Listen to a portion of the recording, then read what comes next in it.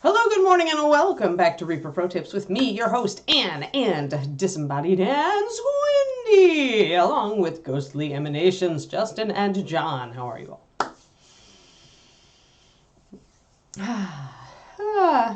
NASA is on Twitch today. Okie dokie. Oh, SpaceX did something? They did something. You know, we don't know what, but you know. Hello. Yeah, I know you love your spooky intro, Quindy. What are you going to do when it's past Halloween? I can't give you that. Quindy's all happy as long as she's spooky, Quindy. Yay. What a day. Well, I'm almost 100% Anne, guys. I think I'm at 99% Anne right now. Slowly inching back to a normal diet and everything. So, yeah. And hey, Overwatch 2 came out yesterday, and I played! Yay! You'll still be spooky even without your spooky intro? Alright. So your spooky intro is really just in line with your being. Got it. Let me see, what do I want to do today? I want to get leather on. I think I'm going to go pale purple. So when you don't know if you want to use an accent color, let's talk about this. So I could go green, right? I could have put some green on here because I've got orange and purple. So the other logical thing to go is green. But often when I'm working with a secondary triad and I'm only picking two colors, what I tend to find is that there's really not a good place to pop that other color and that it doesn't make a lot of sense. So for me, since green was really not in the field, because I want him to be, I feel like he's like more of a deserty type character. And so I don't want to put green on there. So when you're stuck in that place and you've got places where you can put an accent color, but you just don't want to, the easiest thing to do is to do a lighter or darker version of your existing colors. So what I'm going to do here is I'm going to do a pale purple on those big gemstones. I don't really have like another great place for an accent color. Everything else slotted in really well. That's another time where you have to question, do I really want an accent color or do I just want to, you know, pop in something else? So what I'm going to do is I'm going to take advantage of the fact that these big circles, these big gemstones are right up near his face, and I'm going to pop a lighter color in there. So it'll still be in line with our purple, but I will essentially create a lighter version of that purple, which is Imperial Purple. Let me grab it. It's hiding right now. Yeah, ye old classic Imperial Purple is the purple we're using on this model. No, not scroll today, Pedrick. Because I don't know what I want to do on the scroll yet. I really don't. This model may go into limbo for a while. Because if I don't have a clear concept, I'm not just going to jump in. I'm just going to kind of like think about it.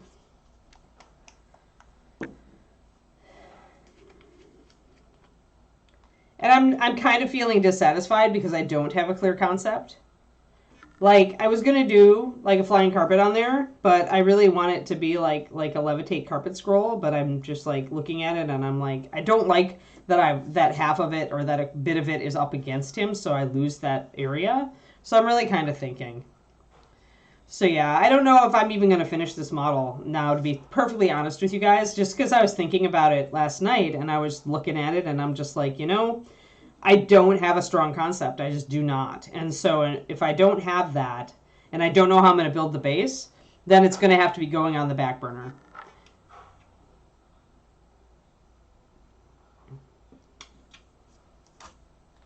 Sometimes Anne does not finish models on the stream. It's rare these days. It's very rare because I'm very picky about which models I pick. But, right, yeah, Quindy, exactly. Like, it's bothering me. It's bothering me that I can't, like, make it really, No, I actually, if you heard that, Pendrake, I did not say that. I said I'd finish up, like, some of the leather and stuff today. But I was not planning on finishing. And I would not have said that. Like, I already had it in my mind that I probably wasn't going to finish this model on stream. I might not even finish it, period. So, yeah, right, exactly. Yeah, there's all sorts of things we could do, but I really like the idea of him as a flying carpet merchant, but I'm just like, I'm not thrilled at the thought of doing the scroll. So I'm just like, yeah, Yeah, I don't often these days, Daffodil, I just kind of lump it, but I like the model enough that I don't want to just like throw something on there. So I'm using Wild Violet, guys, to build kind of some highlights here too. I think I want to do a lighter version of Imperial Purple and then a lighter version of Wild Violet. Wild Violet is a great highlight for Imperial Purple, just so you know, even though it is more reddish, it's a natural progression. You expect a highlight to be more reddish. So this was one of the Kickstarter colors. You can order it. It is in print. You should order it so that these colors stay in print. Just saying it. Just seeing. But yeah, so I like this model, but my point with him was really kind of to do a lot of the freehand and stuff. And I feel like mission accomplished there. And I just don't, yeah. I often run into this with stuff with big scroll things. Like, where I'm just like, and I don't know what I want to do. And so unless I have a real clear concept going in, that's just a recipe for going on the, all things considered, if you forced me to finish it today, I would put this space left intentionally blank.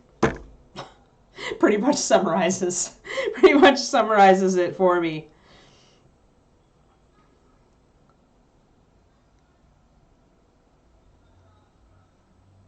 I don't know, Turgeon, but it also is like, yeah, if I wasn't thrilled about the scroll in the first place, then, you know, it's probably part of that too.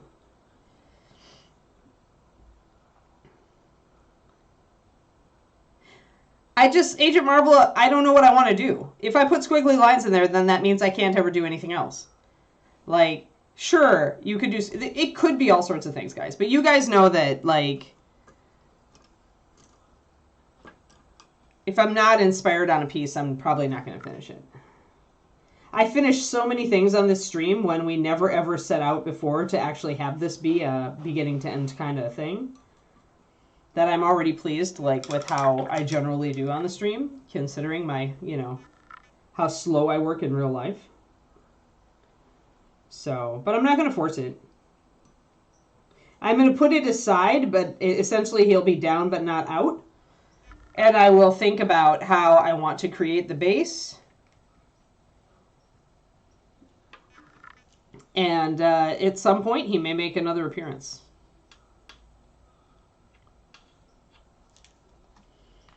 So I've added a drop of white to each of my purples to create lighter colors. And if you have never just added white to Imperial Purple, this is the nice lavender that you get by doing so. Yeah, I mean, I finished so many things on this. I'm not going to, like, sit here and beat myself up over not finishing one thing. Especially because we may go back and finish it. I just need to really think about that scroll and how I want to do it, considering that part of it is hidden. It kind of means that putting something clever and actual readable writing on there is kind of not a great idea, because you'll lose a bunch of it. So we're going to finish the rest of the figure today.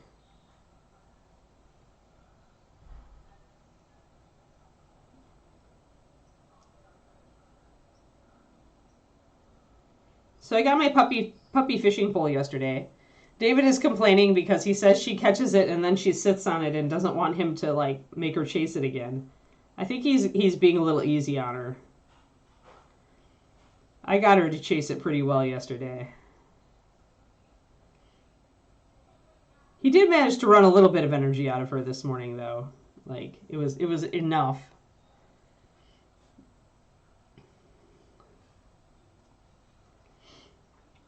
So just blocking in that purple and the pale purple up top.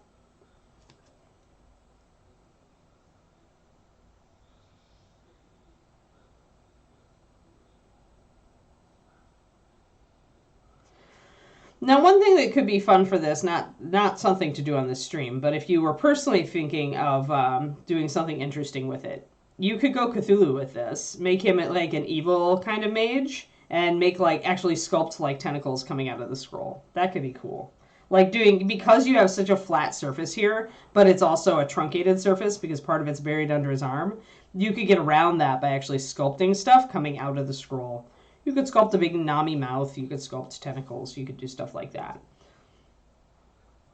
So that is another way to do it.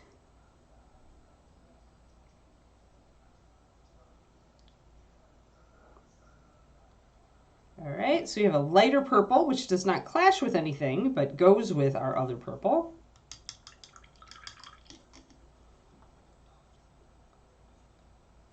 Yeah, I don't go for, like, silliness on a lot of my minis.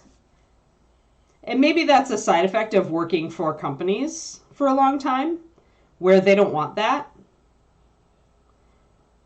And maybe it's just that I generally don't do a funny model unless I plan it that way.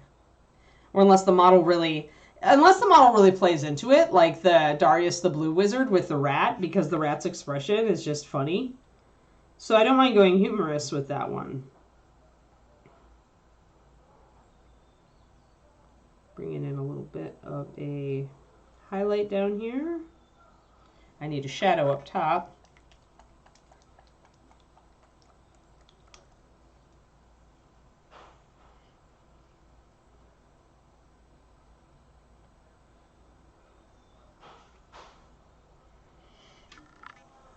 Yeah, I mean, Kiki, that is somewhat true with Keekster, although she earlier in her puppyhood, she definitely had like a that's too much work philosophy, so then it was, you know, it would have been a problem. These days though, she seems to have gained a lot of focus. I've been working on it with her, so she takes longer. I usually let her catch it after, you know, like 15 or 20 seconds of chase. And that's pretty good. And then it's getting it away from her. That's the hard part after that. And she, I'm trying to discourage her chewing on the bungee cord because then, of course, it gets kind of to be an unsafe toy. They caution you against that.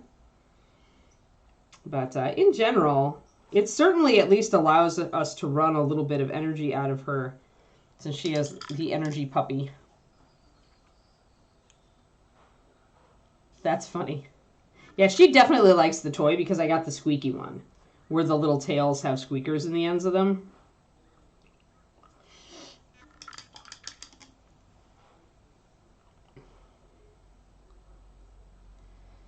Yeah, but you know about it. I don't know. I just am not really. I like serious minis. I don't like a lot of comedy minis. I appreciate comedy when other people do it. When somebody else has a really funny model at ReaperCon, I really appreciate it. But it's not my personal style. And part of it may be just that comedy has never been my forte. Like, even in my writing, like I have some mildly funny stuff, but I'm not a comedy writer. Like, comedy does not come easily to me. So we got a little bit darker area at the top there. So it's just not something that I like really like in my own work. I like cool, I like wicked, I like atmosphere in my work, but I tend to like a bit more serious. And I am a more serious-minded person. Like I was never the class clown, you know.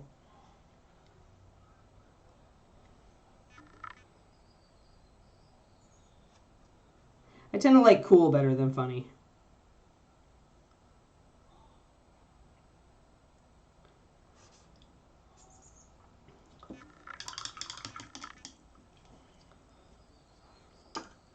But everybody's, you know, got a different vibe as far as that goes. So now we'll get our wild violet and we'll pale it out a little bit more here. Let me see. I've gotten real close here, but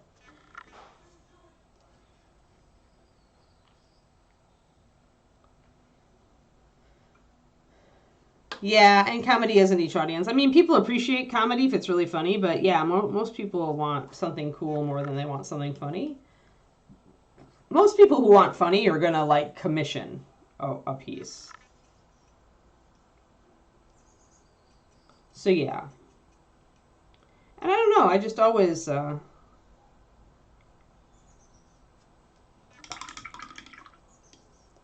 like dramas better. I like a little bit, little moments of humor to lighten up.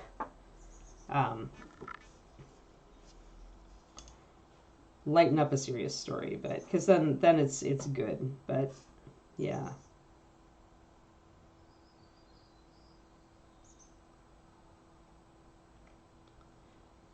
So at the very bottom opposite your light source, you want to really bring up a highlight here. this creates the illusion of the light passing through the gem and hitting this other edge and lighting it up, refracting from that edge. And this gem is big enough to actually do this. Most gems are not on 28 millimeter. This is actually a big enough gem to create the illusion.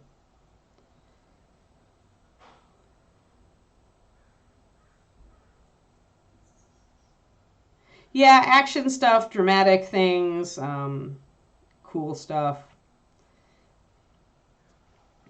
I just don't reach for comedy in my minis. Like you guys love like the comedy. You just like you're always like, let's do this. It's silly, you know. And I just like that would make me like if I sillied up a model, it would honestly make me like it less. So up on the hat, you have very little room, so it's just a little tiny pinpoint of highlight on the bottom of the gem. So you use far fewer transitions when you have no room.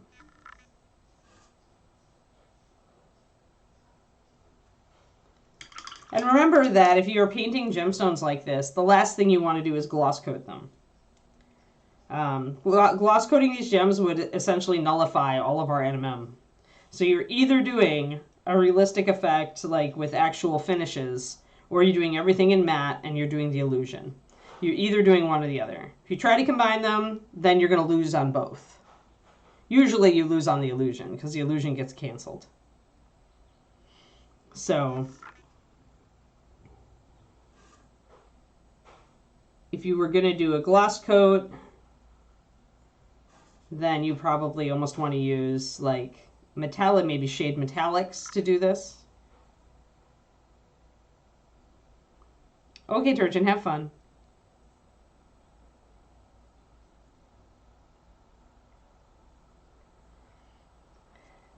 Oh yeah, that's the funny thing, is I really am into humor when I'm sitting waiting for surgery. But, yeah, not in my models, not in my miniatures. In general.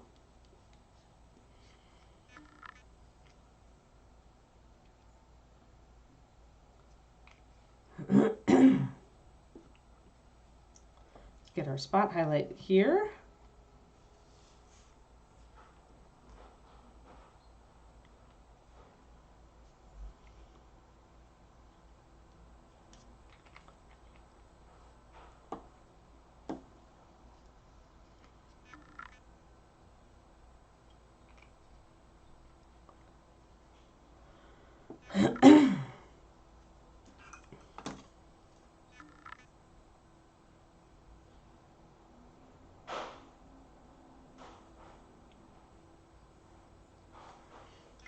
So I've got a cute for you guys. It's a cute description. It's not a cute picture. But so Kiki, when I took her out in the middle of the night, she used to come back and jump on David. Like she would get up. She couldn't get right on him because she wasn't tall enough. But she would jump up on the side of the bed and like try to paw him.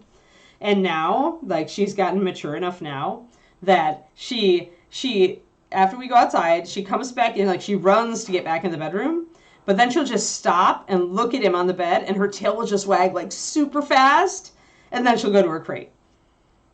It's the cutest thing ever. She's just like, I love you, Daddy. I won't jump on you, but I really want to, but I love you. It's very cute. I described it to him this morning because she did it last night. I was like, aw. Aw.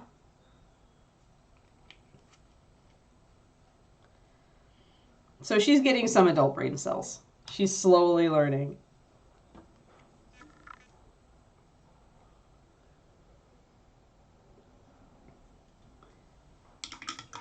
We still have to make going into the crate a, like, generally, during the day, we have to make going into the crate a game. So that she'll do it. Otherwise, she's the 1,000-pound dog. Where I have to actually put my hands around her rib cage and kind of walk her into the crate because she's like, no. Highlight goes at the upper part in the middle of, or upper part of the dark area. And I actually need to darken a little bit more of that. A little bit more there.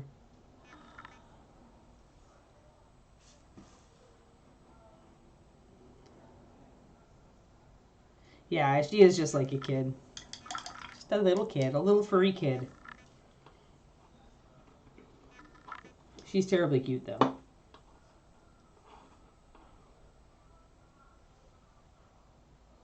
So if we can just, like, run some of that energy out of her. I need to take my highlight here and make it smaller. And I need to bring up more dark at the top here. So I'm just fine-tuning a little bit.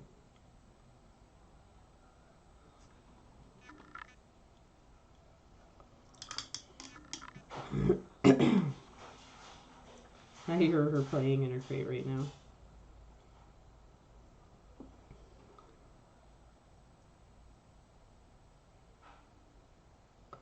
She has her critical role, which I turned down today.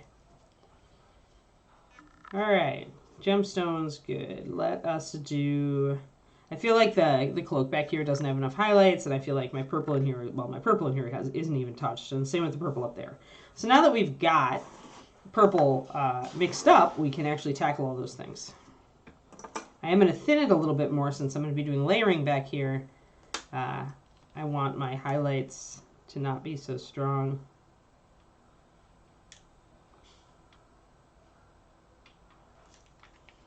So 1 extra drop of water in each of these, going to run them closer to a 1-to-1. I probably still need to really thin this one a lot.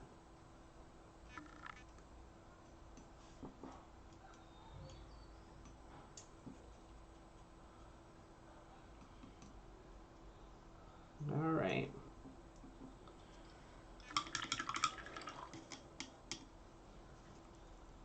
It's based on World of Warcraft, lady.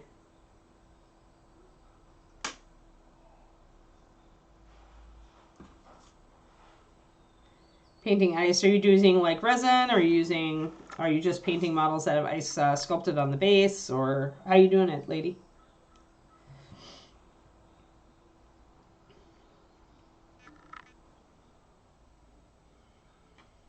Let us get this kind of figured out. So we want to highlight and shade the purple on the cape in line with the folds, just like we did the orange. So I'm going to grab some of my Imperial, and I'm going to put the shadows in the same place where the shadows are with the orange, in line with that.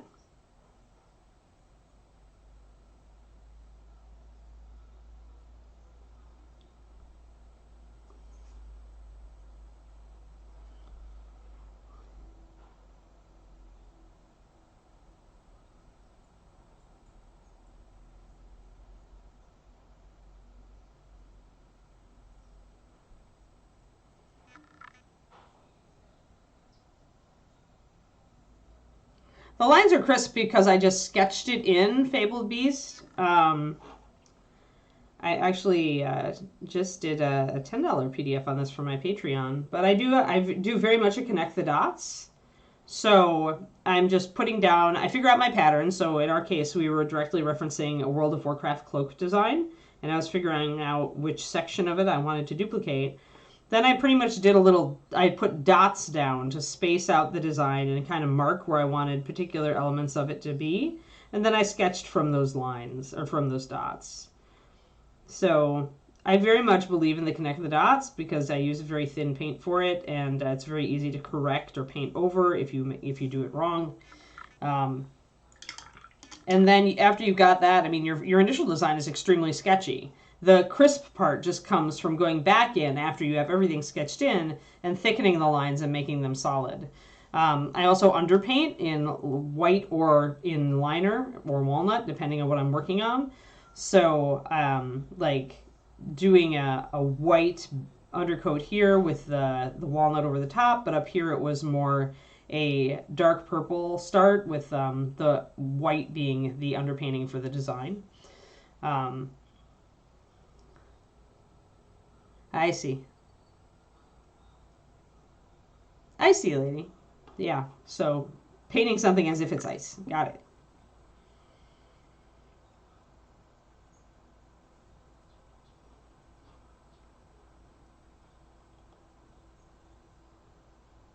But yeah, so, I mean, it looks very sketchy and kind of haphazard when you start a design like this. But then it's just going back in and thickening up your lines and making them look very solid and tight.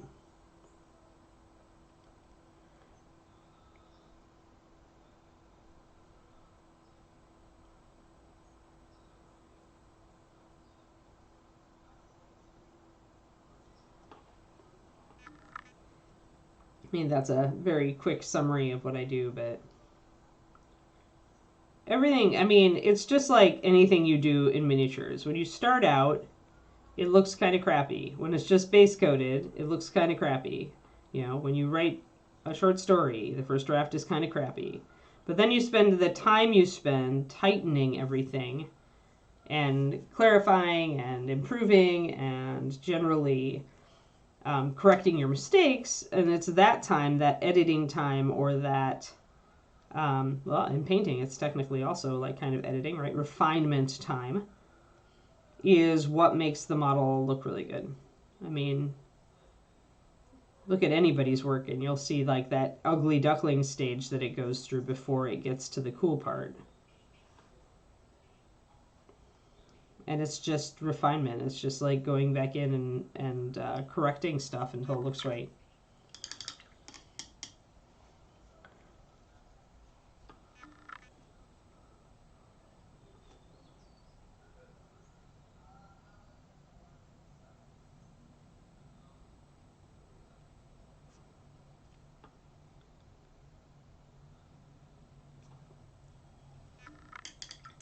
So a little bit in line with the folds there with the purple. That's what I do, Fable Beast. That's why I'm here. I am here to explain things.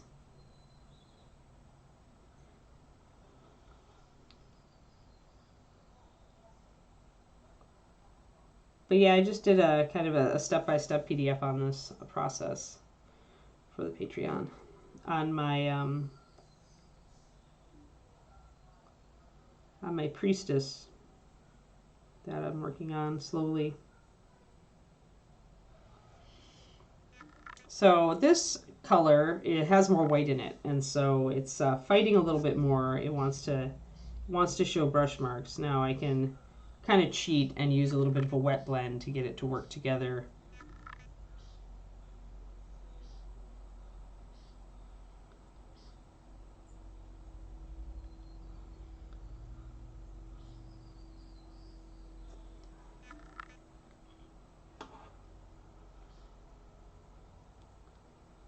Yeah, it was the $10 one I just did. I just put it up at the end of the month. I was unfortunate in that I had this ambitious PDF planned and then I got really sick. So I barely managed to eke it out. And I'll do another one on the next part this month. But it's about based the design on a real world brocade and show kind of how I think about it. I like to get inspiration from actual patterns that have been used, like historically, if I'm doing a model like that. So even though it's a fantasy model, she has iconography on her that made these brocades that fit.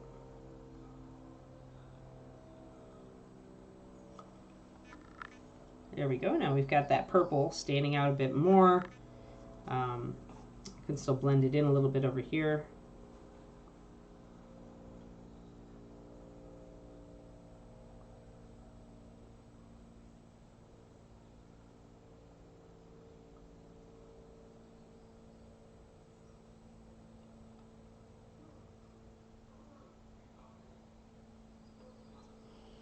And a little bit more highlight. Yeah, lady, it's been a long road. I got sick right after I brought the puppy home, and I was sick for pretty much 6 weeks with one major hiccup a couple weeks back where I was actually, like, extremely ill. Like, nasty, nasty sick.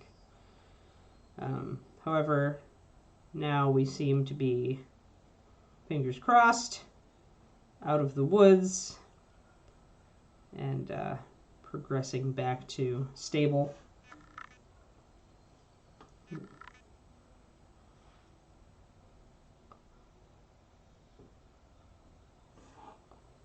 There we go. So that looks nice in 3D, but you can see how the highlights on this cape are very much more subdued than even on the cloak here and everything. Now I could say that the cape is just a rougher weave, and so it doesn't get the same highlights, but it doesn't really look great when it's next to all these extreme highlights. So I think I am going to bring it up more.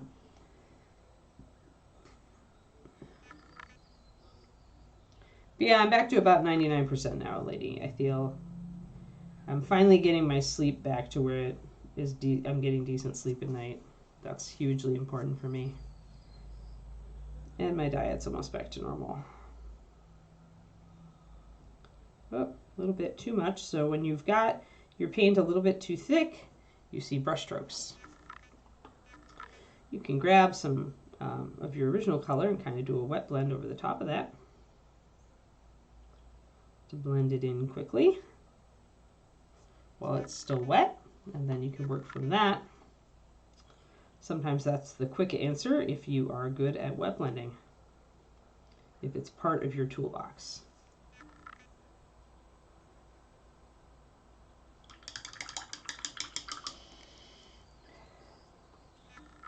Yeah, hopefully I can avoid screwing myself up again. Let me just add even more water to my paint now.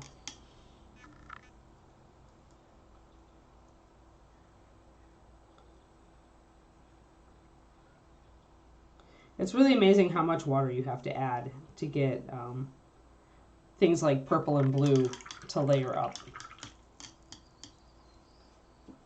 It's easier when you're doing stuff like this freehand because the design itself will distract from any irregularities in your layering. But when you've got a big cloak, that's all people are looking at. And so your blends should be as good as you can make them, because anything else is going to show up.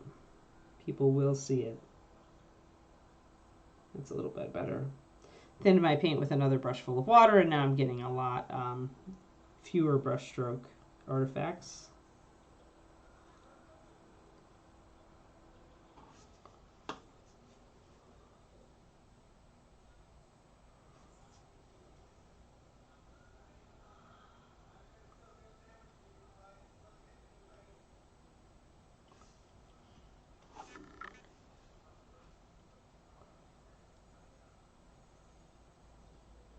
Yeah, I think a lot of us do that where we push ourselves. We're like, I don't feel that bad. I can still work. And then, we feel kind of guilty calling in, and then we end up like totally just like conking out.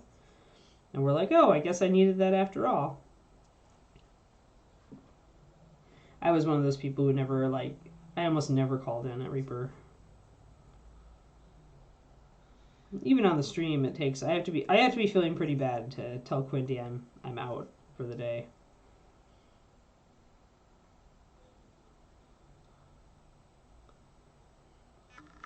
There we go. So I'm starting to bring in, every time you switch to a lighter color, you're going to need to thin it more, because the more white is in a color, the harder it is to get it to layer. I don't mind having a little bit of texture, but I don't want a lot, so kind of keeping an eye on that.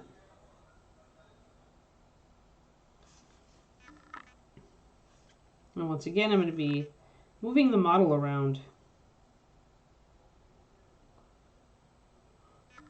to get at various angles of it rather than moving my brush hand around. So I'll flip the model around to build up a layer of highlight, and I'll move it back to look at it.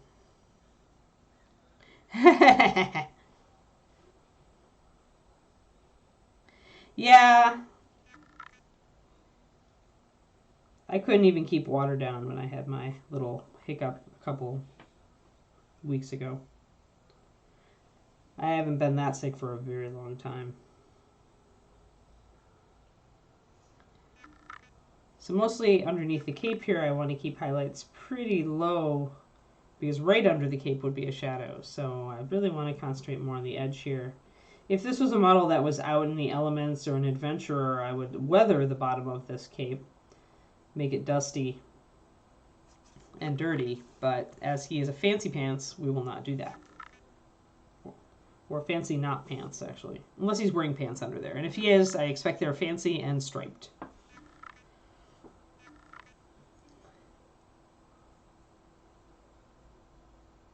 Yeah, exactly, Sagebrush. That's why you don't want to do it.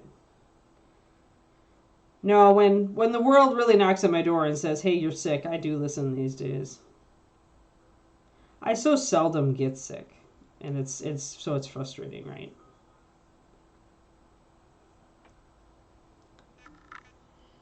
And with this, I had to switch, like, my whole diet got upended, and that's always also causes kind of a shakedown effect. So, since I rely on my diet to control some of my health issues. There we go. So we've got kind of a nice blend coming up down here. Yes, Quindy is terrible to me when I cancel a stream. Awful.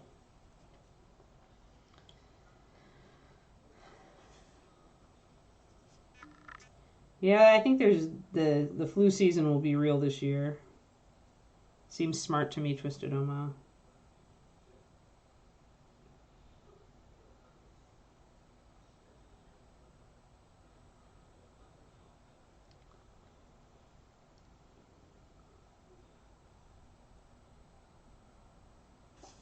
Alrighty. So you can see how this is a lot flatter. And this is coming up now a lot more punchy. You're literally the worst, yes.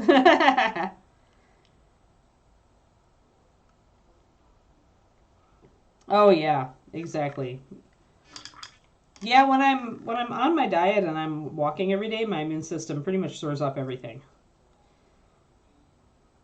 Like, David had COVID and I didn't even catch it. But I don't know what it was. It was undoubtedly the stress. Like I know it had to have been. That's stress really hits you hard. So there was nothing else really to touch off all of my crazy, except for the stress of the travel with the puppy and then being home and David having committed to ReaperCon had to leave me when I wasn't feeling great already, and then with the puppy having to wrangle alone, it was just too much. It was too much stress. So I warned him I'm like going to be the most stay-at-home Ann ever this winter. Like, no more. I'm sick of disruption. I'm sick of travel.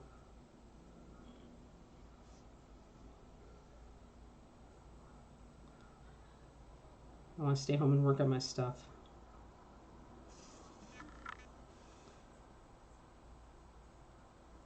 Interesting that your job requires it. I guess I can see it.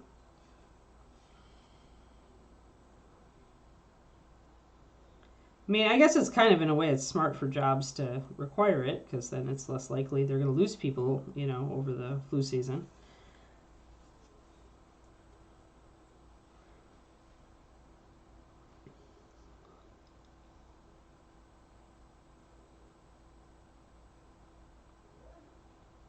So let's bring up the highlight over here. You can see the lines just like that, what I'm doing. If I still see lines after I've gotten this tuned up, then I will put a glaze of my Imperial Purple over it to hide them.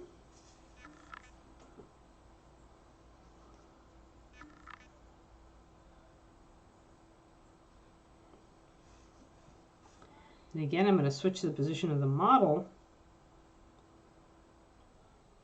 when I want to get a brush stroke at from a different angle instead of switching the position of my hand.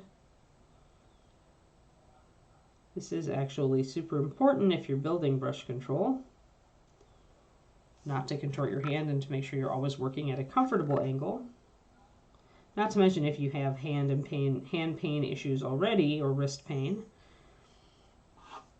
don't contort your hand.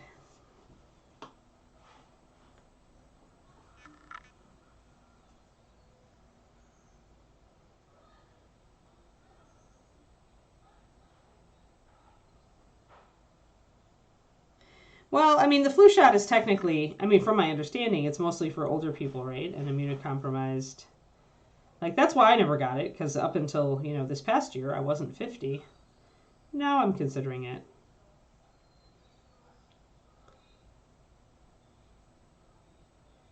Although it always did seem kind of like, you know, wonky to me, because there's so many different strains of flu, and you can't tell me the flu shot protects you against all of them, but, well. I probably should, just because David works at such a huge company. So if there's like flu going around, David is probably going to get exposed to it. And he'll probably bring it home.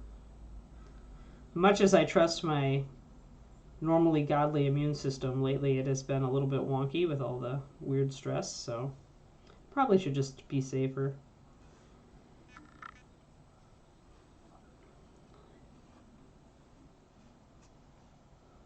Oh yeah, if you're traveling, that makes totally sense. Total sense, Dogfather. I think that's super smart.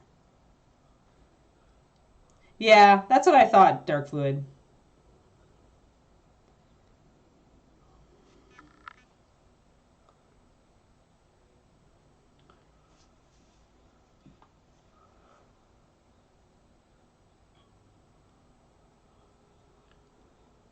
Well, at this point, I mean, correct me if I'm wrong, but I think that flu is actually deadlier than coronavirus at this point. Could be wrong, though. Just remember looking up those stats a while ago. Either way, be safe, folks. Make the decisions that make sense for you and be safe. That's really the bottom line of everything. All right, so we've got our highlights building up here nicely. We do have to do the top of the hat.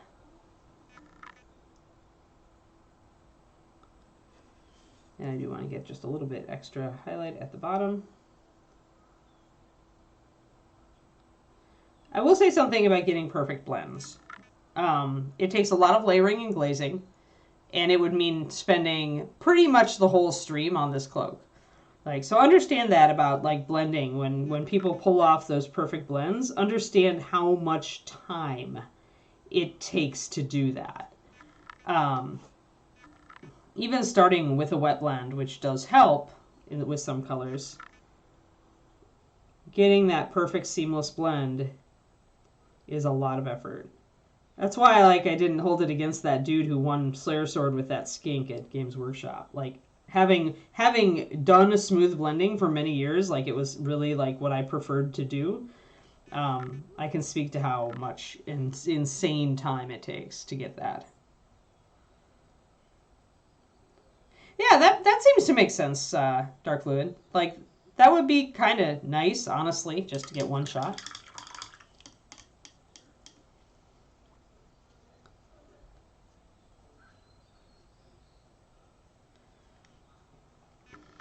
But yeah. All right, so now this is the hard part. So we've got also purple up here, and it's very flat right now, all around this gold. So I do want to highlight it, but because these areas are so small, I'm not going to be able to fit in as many gradations of highlight. So I'm just going to have to kind of use my middle highlight and try to suggest some highlights here without losing my design. I don't want my purple to go too light, or I'm going to lose the gold here. So I'm going to use my middle highlight, this one, the Wild Violet. And I'm going to see if I can just put touches of that up to just pull the purple up just a little bit up on the top of the folds. Yeah, that makes sense, Kroniko.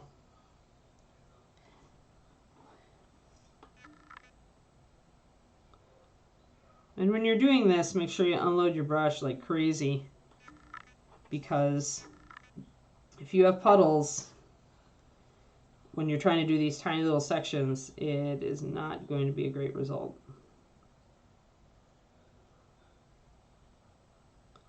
And this may mean, if you're working with really thin paint, that you need to put on several layers, but that's just the price.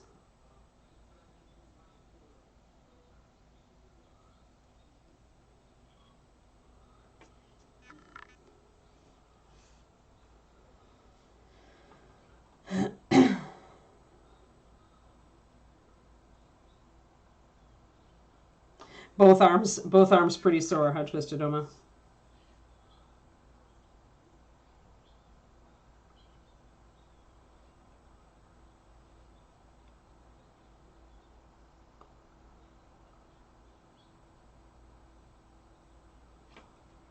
Just wanted a little extra lighter purple, and I got it on that side. Need it in the middle.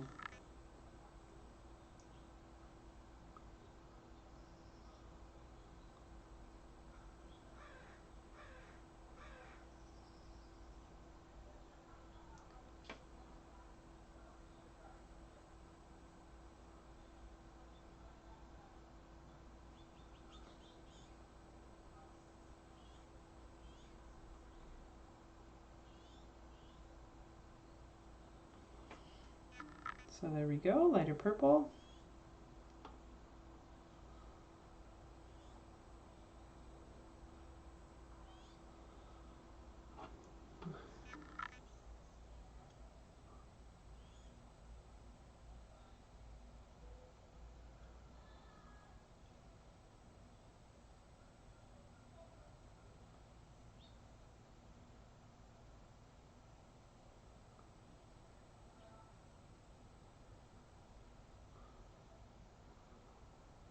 There we are.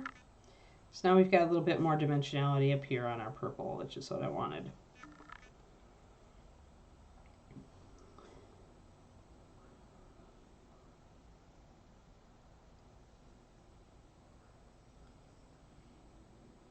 I'm kind of getting vaguely interested in starting a Golden Demon entry at some point, but I want to finish my Anubis model first.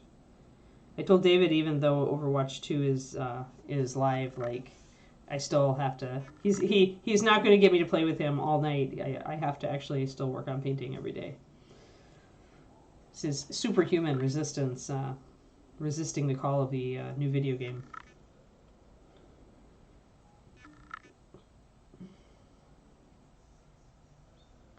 Really, Pendrake, you didn't get any soreness after your COVID shot, even? Wow, my arm got super sore. Oh, it's even better now. Hold on, wait. I'll show you what I did. Hold on.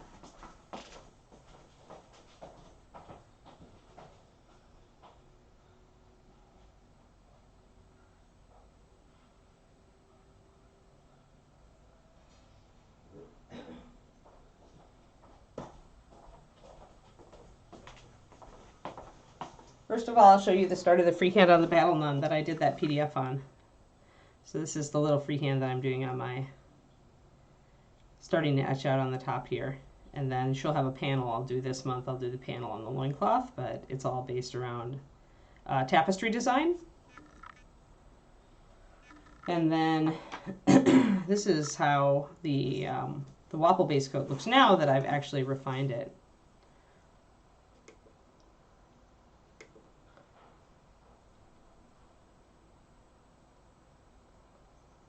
So this side is pretty done. So you can see how all the little details are coming out on the feathers. And I'm fading the edge here with more of a dusty color. And I've got the top more or less done. So now I need to do, this is the straight up color. And I need to bring out more of the blue-green here and do the detailing, but I've gotten the detailing all done on this side. So yeah, this is the kind of thing where, just like wings, I have to do it first before I work on any of the rest of the model.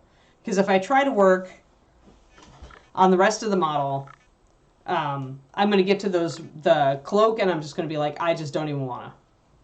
So yeah, so my if you go to my Twitch, just twitch.tv/paintingvig, the VOD of this is still up, of how I did that, which is very much just a very, very fast blended base coat and which colors I used and stuff.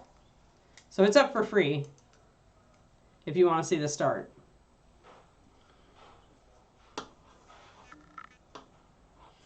But yeah, so I'm very pleased with my my Raven-y cloak right now. And then that'll go on Anubis Dude. So we have to highlight the top of the hat. We haven't even touched it.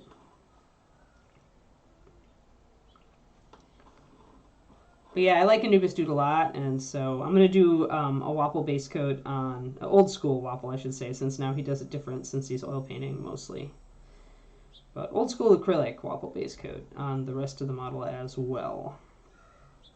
And if I can get the cloak done by this weekend, then I'll do that on stream. I'll do a lot of the body base coat on stream. So once again, coming in with a little bit of a wet blend here, putting down 2 colors, and then grabbing a highlight and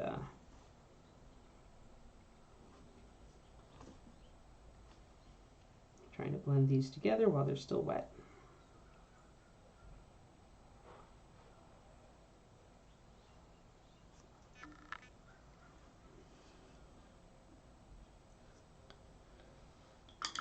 What I've gotten from David Twistonoma is just like a more solid idea of kind of what I got from Sergio's class, because David and Sergio paint very similarly. Which is just the kind of the sketch lighting stuff. But when it comes to freehand, I am definitely the ace in the family as far as that. He hates freehand. David hates it. It's not his forte. It's definitely mine. What David is very good at reminding me to do is just to get things blocked in fast. So he was kind of the indirect reason I decided to pull a Wapple on this Anubis. Because I realized that if I was going to paint that model, I needed to paint it fast. I needed to stay on it. And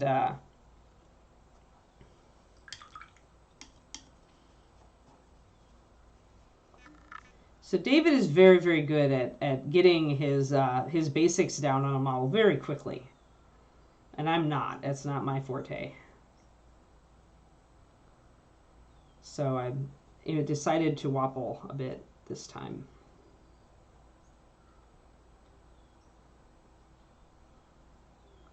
And I did manage to get, like, the basics of my idea down really fast, so it definitely worked. On bigger models, I think it's less effective on smaller models. I think it's far better on larger models.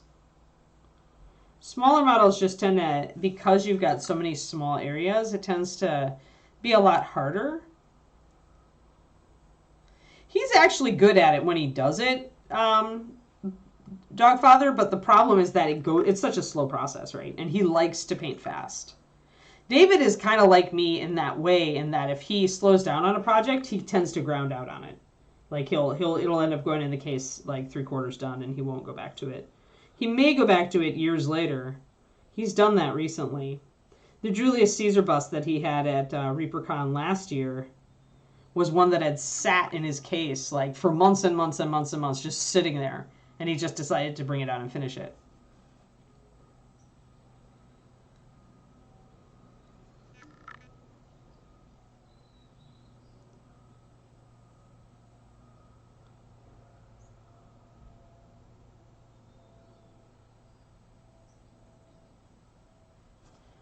A little bit of highlighting along the edge there. Get that nice highlight on his hat. Get the edge a little bit.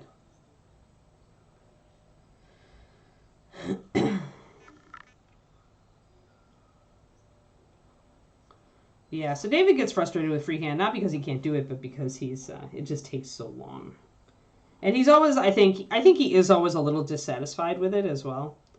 I think he does a very good job. Considering he's like he wasn't an art student like me, right? Like, and he didn't grow up necessarily drawing either. So any freehand chops he has now is entirely from miniatures. There we go. Yeah. Maybe a little bit of a... Yeah, that's right. That's pretty good. I feel like I needed a little bit more red. I feel like it might be washed out just a little bit up there. So maybe I'll put a glaze of my wild violet on it.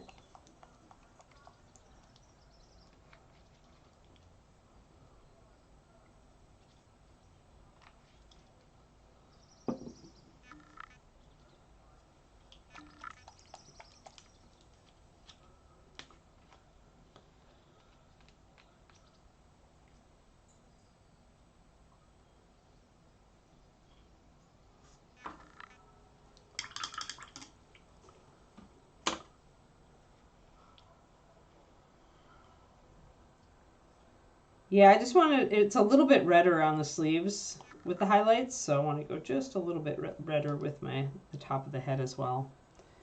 So that means doing a little bit, I'm going to add some Runic Glow to my Wild Violet, Runic Glow being my overall, if you want a highlight to build, or if you want a paint color that will build easy highlights for any purple you have, this 9320.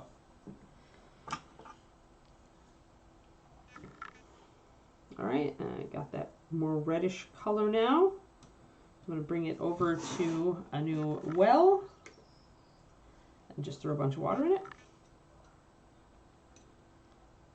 Oh, it's a giant miniatures den raid. Thank you, Luca. Thank you, Paka people. Welcome. We are doing some glazing. We're working on our purple cloth. I was just kind of tuning the freehand here to make the folds stand out and to do more of my highlights on the purple here. I was also showing off a piece that I'm working on. It's from Hera Models. It's their kind of Anubis looking guy, and I've been working on the feather cloak from that model. So I've been working on doing this. So I was just showing that off. I'm just doing that on my own stream. So that's turning out really nicely so far.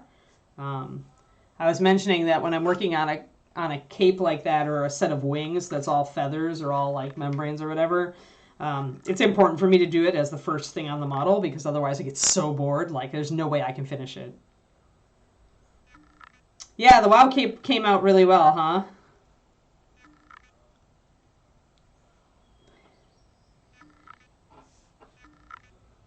I'm glad you like it. Yeah, I think it very much screams World of Warcraft. It very much does. I will expect my character to be wearing something like this when we get to Dragonflight, yes. I probably should honestly use video game stuff for inspiration more often. We have a bunch of video game art books. I've got almost all of the World of Warcraft expansion ones. And we've got, I've got the Borderlands one too, and we've got a few others. But I mean, they really are good, great inspiration for designs if you're looking for a freehand design.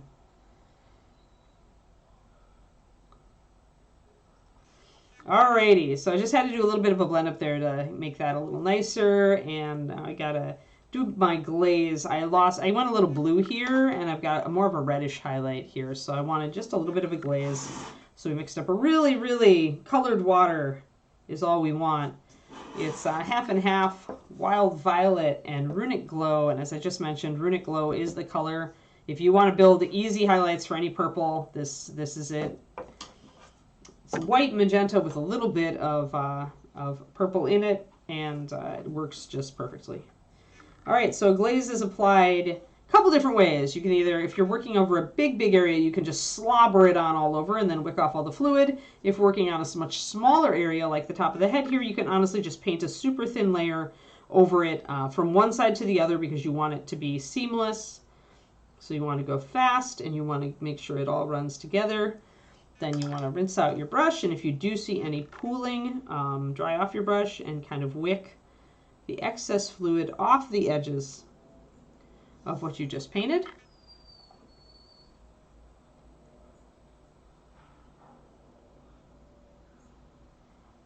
Yeah, I used to order the Ultimate Editions, you know, the collector's editions for every WoW expansion because I was pretty into it back in the day. So I've got pretty much everything up to Pandaria. I think after that I backed off because I just wasn't as into it. But we did actually order the collectors for Dragonflight, so we will get the art book for Dragonflight. But yeah, so there we go. So that tuned it a little bit warmer. I can see it because I can see this color compared to the rim of the hat. So actually we'll do a quick glaze over the edge also. And I go so thin with my glazes because you can always build up another layer. You can never take it off. So you have to remember that, you know, go slow with them. Because if you go too far, you're just going to end up repainting the surface if you've gone too far. Just do a little bit of a highlight up here. Let's kind of tune in my purples. Yeah, pretty much adding it into any darker purple will mix you a good highlight, Agent Marble. A little bit. And I think we're good there. Alrighty. Got the purple, got the purple. Maybe a little bit back here. It looks pretty good at this point, I want to say. Pretty good.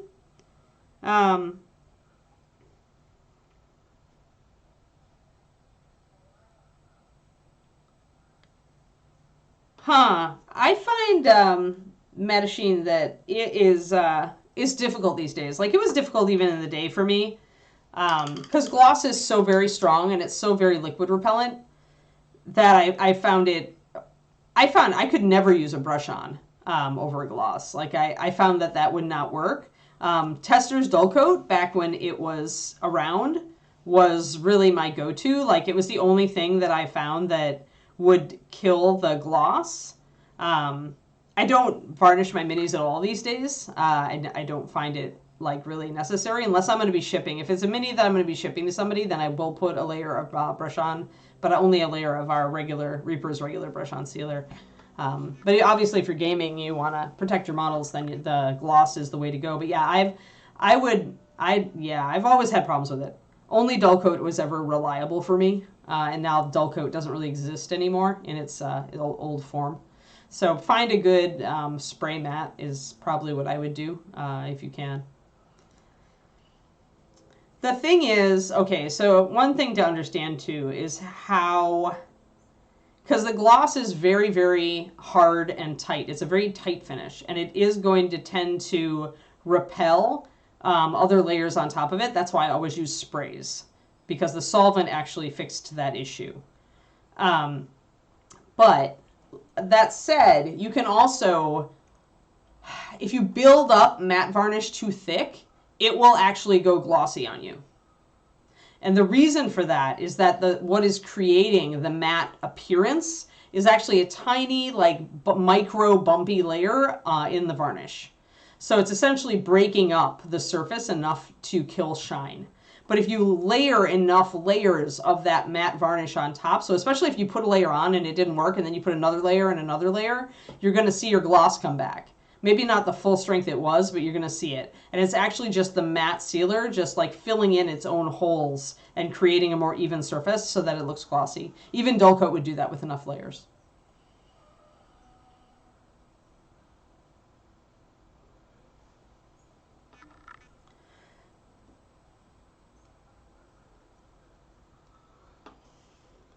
Alrighty, where am I?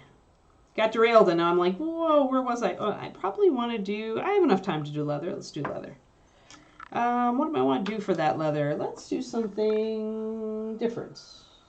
Let me look for something different, guys. I think I want, where are some of my orangey colors? That's a little bit too much. I thought I had some orangier colors, but I'm like, I don't, there we go, Harvest Brown. Yeah, that's what I want. Okay. I haven't used Harvest for a long time, but I really do like it for leather, so I'm going to go for a very shiny, glossy leather.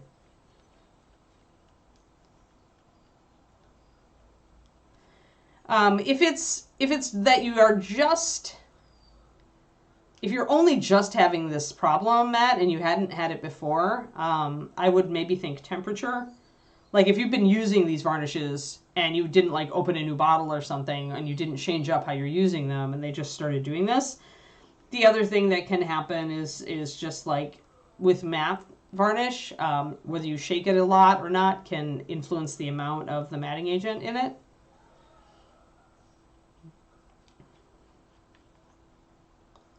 But yeah, with that stuff I always used spray, because I didn't have adhesion issues. I wasn't a big user of it at the best of times. And now, since I'm painting display for the most part, I don't even...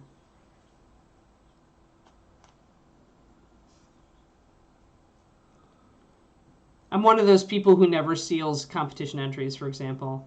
So we're going to use Black and Brown 9137. We're going to highlight it with Harvest Brown 9200.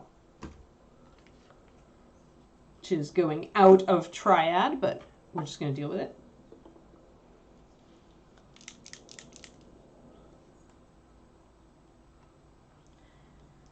Don't worry about the odd angles. That's one thing, Matt. Because if you think about it, the parts that are going to rub off on a model are not your odd angles. They're the edges. They're the things that are actually out and staring you in the face.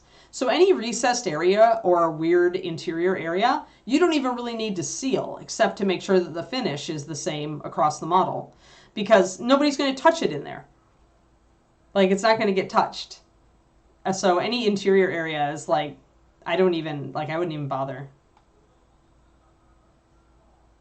Right, exactly. It's always going to be your outer edges. Yeah. Well, there's a lot of people who won't seal competition entries because it will change. Sometimes it'll knock your highlights down. Sometimes it'll change colors. Sometimes it'll yellow over time, and people are like, no.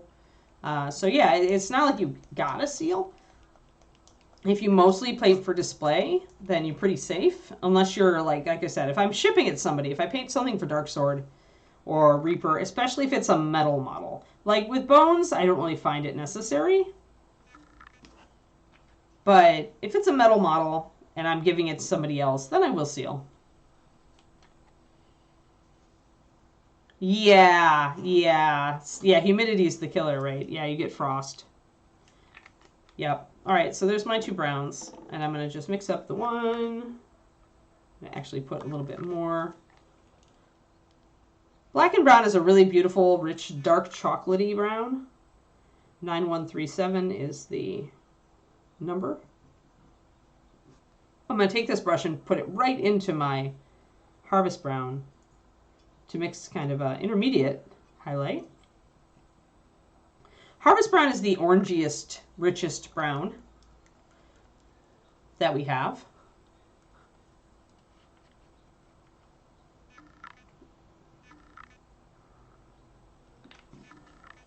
And so it does bring up that really rich, intense, polished leather look very effectively. Harvest brown was essentially based on the old GW bestial brown. So if you enjoyed that color, especially I always enjoyed highlighting leather with it, then that could be a color you might enjoy. So I'm going to pop some of this over here. I'm going to grab just a tiny bit of white. Going to bring it up.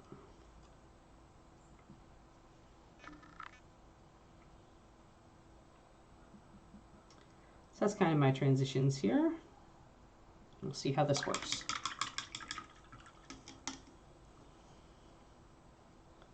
Oh yeah, Quindy. Yeah, I know. I hate it when it gets dry. I agree. Agree.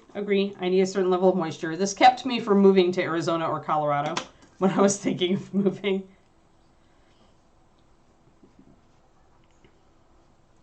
Just remember that Harvest brown is very orange and intense brown is quite red. So Agent Marvel, remember that you have to treat them like an orange and a red. You can't treat them like neutrals. I just did a PDF on this too. You guys are bringing up all the things I just did PDFs on the Patreon. Because I just talked about browns that are not really neutrals in the $5 tier.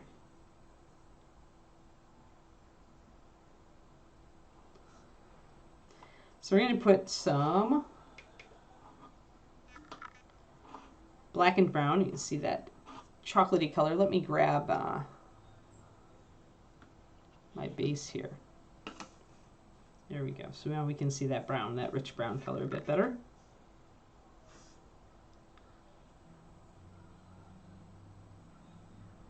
And I do actually need to do that little buckle as well.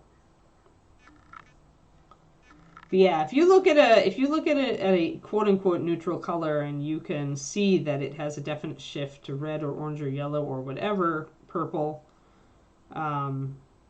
it's not a neutral. You have to treat it as that color. There are plenty of grays with like blue or green in them, but you can't really tell. It's just there to make the gray a little bit more complex. And those are neutrals. You can count those as neutrals. But you know, I think I'm just going to go and do this whole filigree thing because I don't really want it to be gold. I'm just going to pick it out in highlights. It's just a stamped design, I think, is what I'm going to say.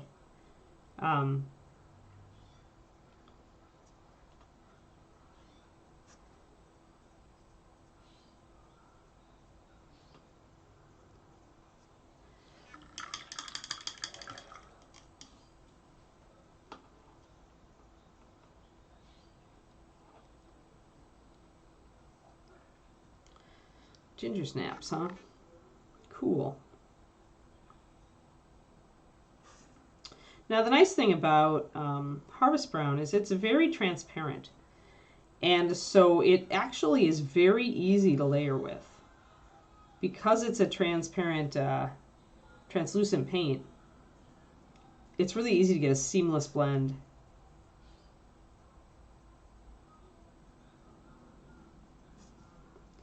I'm going to grab where I added the white. And I'm going to use that to kind of almost underpaint where I want lighter color. Now this is under the scroll too, so a lot of this doesn't need a lot of highlights. We might get kind of a hint of the design, but not a lot. So I'm just going to bring it up a little bit.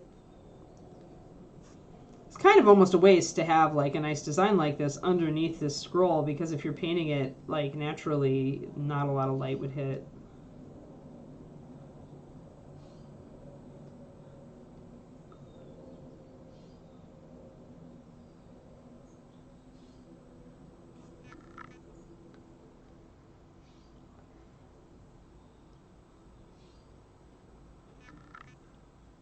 Yeah, we don't have AC, so we have no humidity control here. We just live with it. But usually the humidity here is at a level I enjoy, so.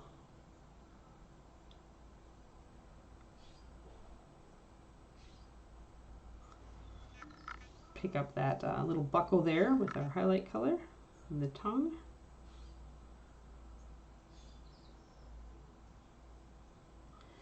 Might need a little bit,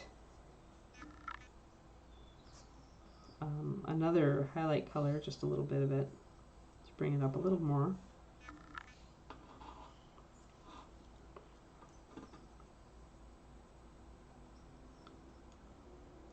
Yeah, because yeah, you live in a very, very humid city. Let's see that, Quindy.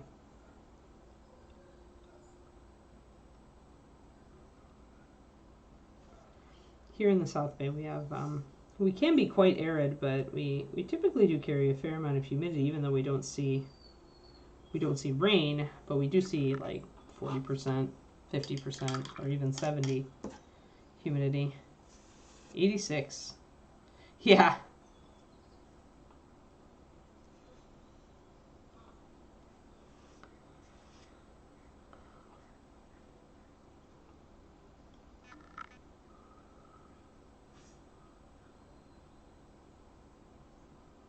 I think it's all in what you're used to, and everybody's got a different tolerance, right, for different climates. Some people acclimate really, really well. You can see how warm that color is.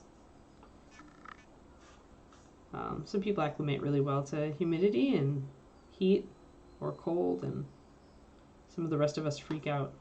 Like, I can't stand cold. I'm such a baby when the cold hits, guys. Such a baby. So much whining, you would not believe it.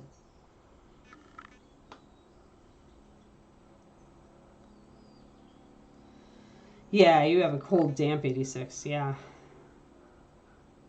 I hope you have a fireplace, Cornico. Seems like a fireplace would be a must if you lived in Scotland. Like a cheery, crackling fire.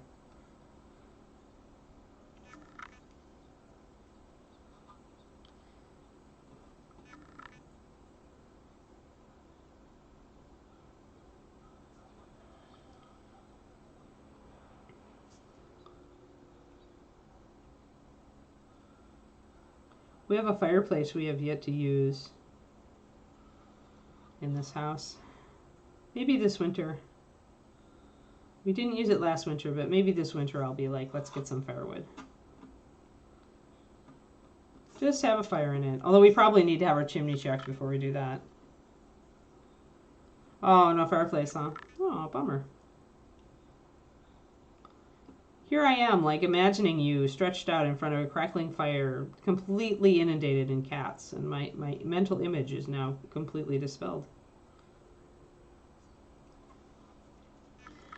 So we've got our browns coming up nicely here, and our pattern also. I am going to mix another lighter highlight out of my Harvest Brown. And this one is really going to be a pale. It actually is almost a match for Burnt Orange. There you go. So there's my kind of pentad. Although I ended up not using this one very much, I ended up going straight to this for the most part. So that's blackened, harvest, harvest plus white, and harvest plus more white.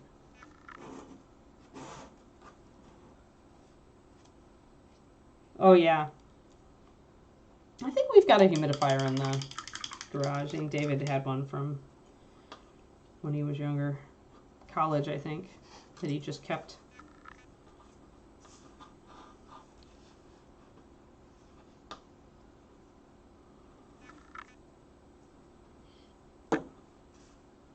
Let's see here.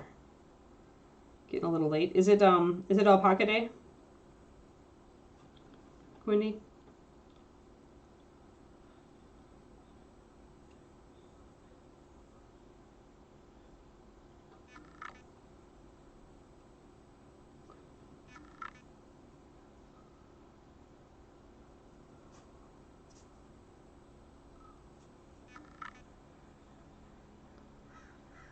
Oh, yeah, the radiators. Yeah, I bet. I'm going to mostly highlight the lower part of this bag because it's going to be the part that's picking up light.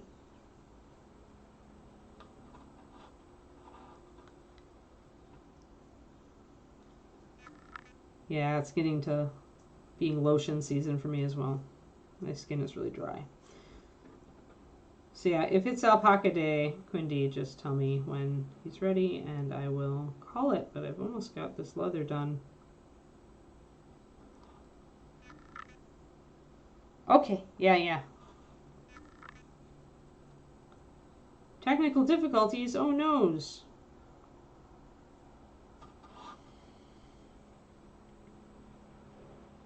Yeah, I'll just make up time tomorrow.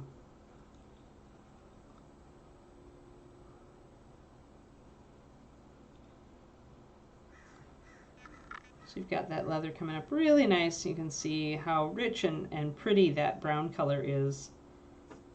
I haven't done this leather for a while. I probably need to start using it more often because I really enjoy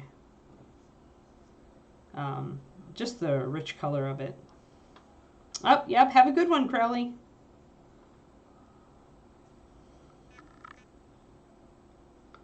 I just think it gives you a really good, like that kind of like worn but polished oiled leather look. I like it a little better than the actual oiled leather color.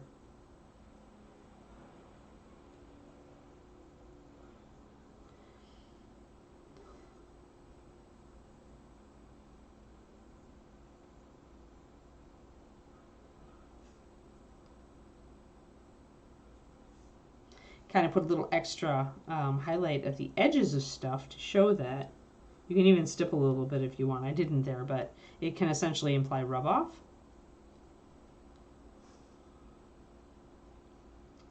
Like how leather gets kind of rubbed down.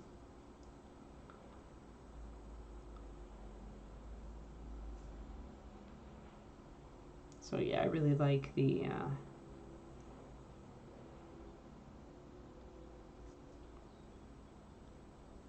really love this color for leather. Yeah, I mean you acclimate somewhat, right? Like I'm acclimated to heat, so I don't really whine when it gets hot out. I tend to kind of like it. But oh my gosh, I mean I grew up in Wisconsin, but I'd never liked the cold. I wonder if scientists have ever done kind of studies on whether people like are genetically acclimated.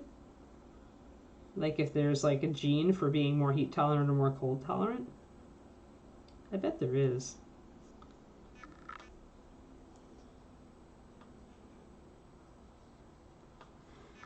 Alrighty. We're almost done with this leather, so that Luca, hope he's getting ready. Hope his technical difficulties are being resolved.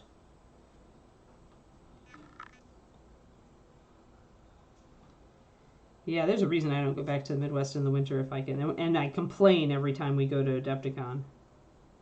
Because Midwest in the spring is just as lousy.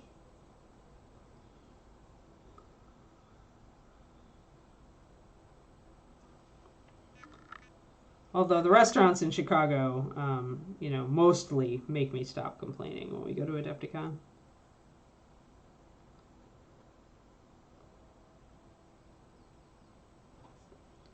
All right, so there's that nice leather. I'm going to do the little ring here around the bag.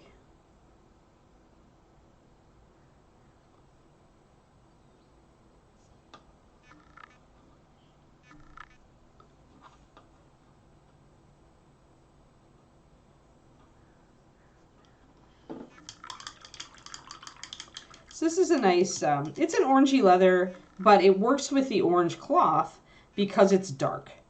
So where we've got this orange, which definitely comes up lighter, even though we're using an orangey leather here, it just harmonizes because it's a dark and a light, just like we used a light gem to offset the purple here. So dark and light. So they end up not clashing because you've changed the value of them. So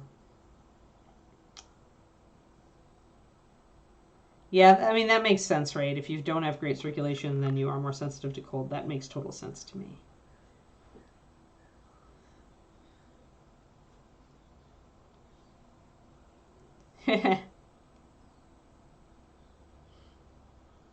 Yeah, and see, Wisconsin is like, I'm allergic to the entire state, and I hate the weather.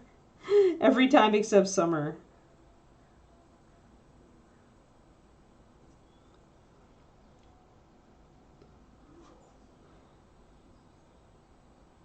I came back for my niece's graduation, and that was nice because the weather was perfect for that.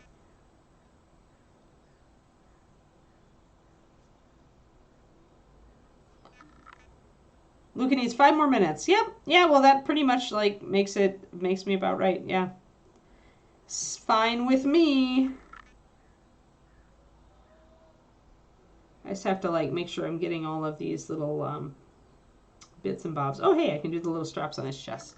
Almost forgot those.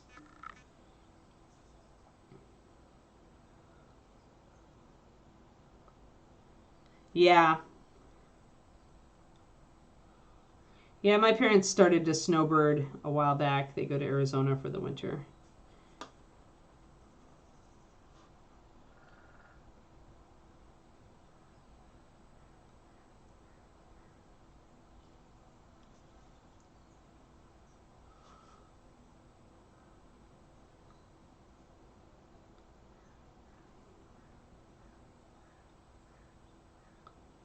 There we go. Got that outer strap right here.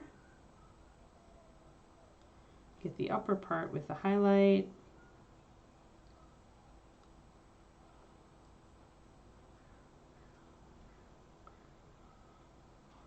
There we go.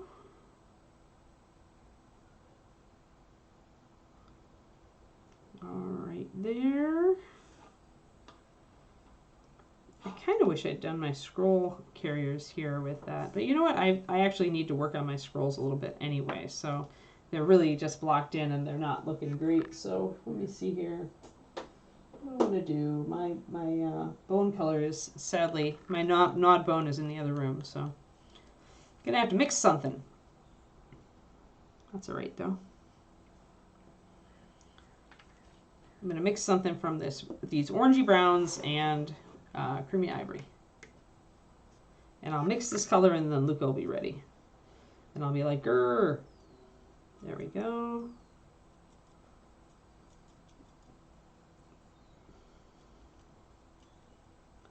I want to kind of get a darker parchment color here. There we go. That's good. Perfect.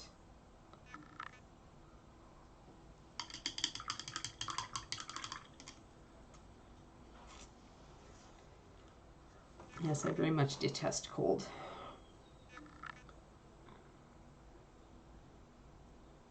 It's a good thing David's exothermic.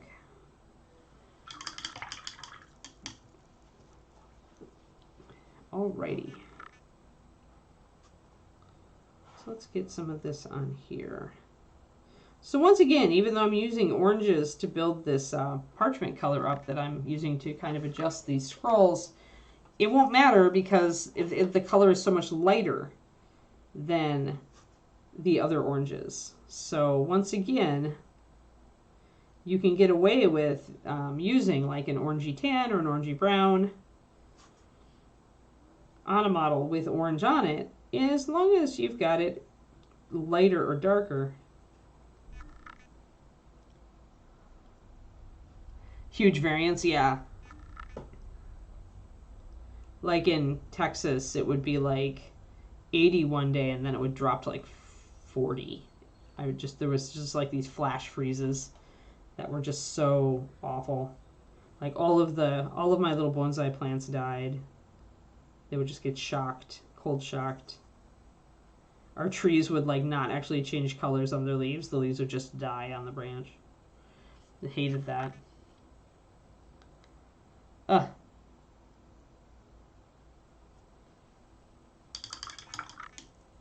So we've got a much nicer effect here now, just with a little bit of painting. You can see how kind of globbed together that is and how much cleaner that looks here.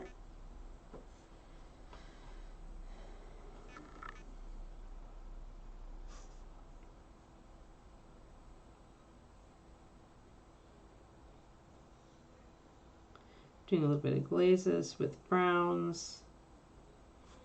Get these scrolls all tightened up. Yeah, maybe I'll start a different model. If I can't figure out what I'm doing with this guy by next week as far as the freehand goes, I might put him aside for a little while. Alright, now we're going to get that brown in there. More of a rich orangey brown shadow here. And kind of blend it.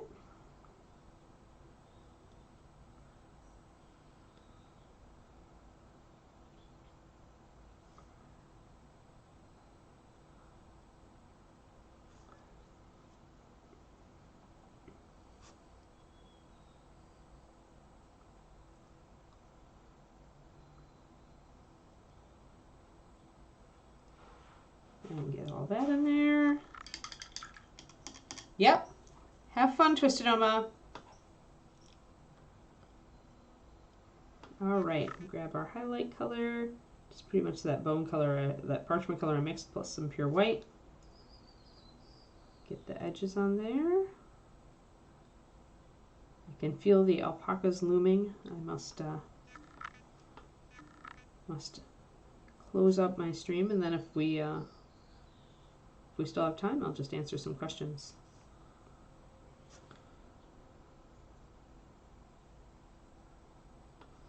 A little bit of highlight there.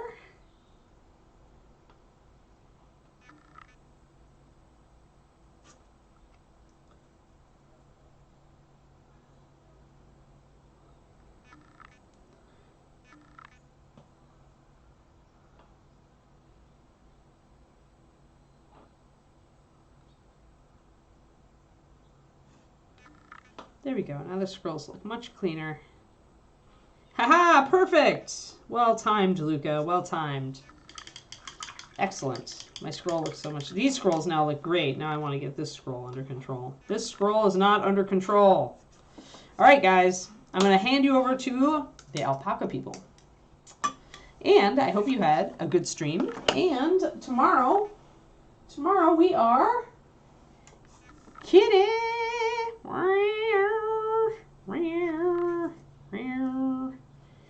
We're going to be working on other parts of Kitty. I may do the fur tomorrow.